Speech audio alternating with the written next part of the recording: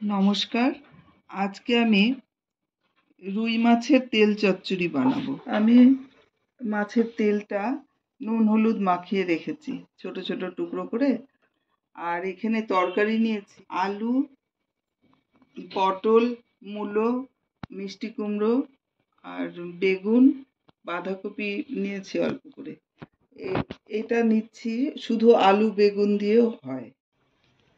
এখানে আমি 1 চামচই তেল দেব।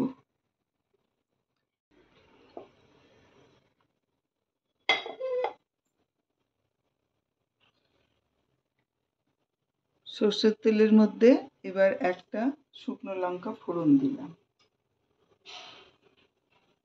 কালো জিরে 1/2 চামচ,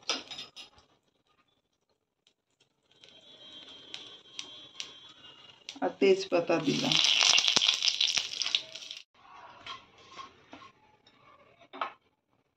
অল্প করে থেতো করে রেখেছিলাম রসুন, 6-7 দানা হবে, এটা দিলাম। আর পেঁয়াজ দিলাম, পেঁয়াজ একটা নিয়েছিলাম মিডিয়াম সাইজের।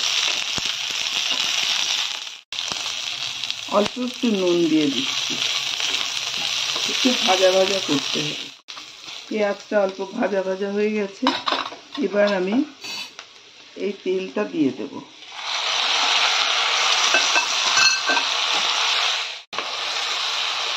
তেলটা একটু ভাজা ভাজা করে নিলাম, এবার সব তরকারিগুলো দিয়ে দিচ্ছি।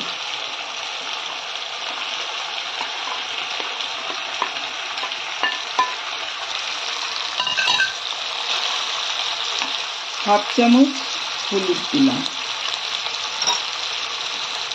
1 চামচ নুন দিলাম,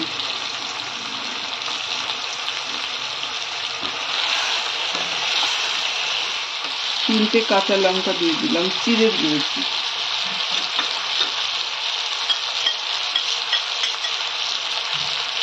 এক চামচ আদা বাটা দিলাম, হাফ চামচ ধনের গুঁড়ো দিলাম।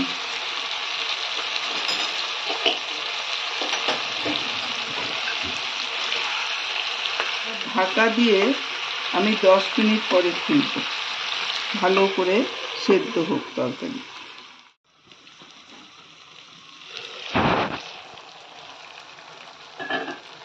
এখানে আমি 1 চামচ চিনি দিচ্ছি।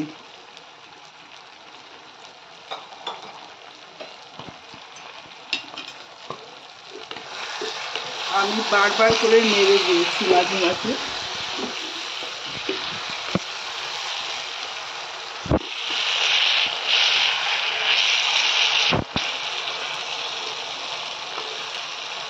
আর একটু হবে।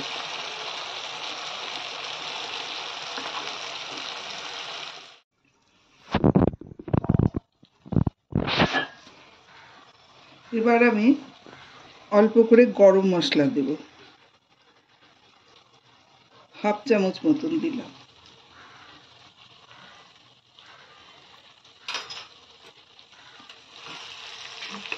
গ্যাস বন্ধ করে দিলাম, ঢাকা দিয়ে 1 মিনিট রাখবো।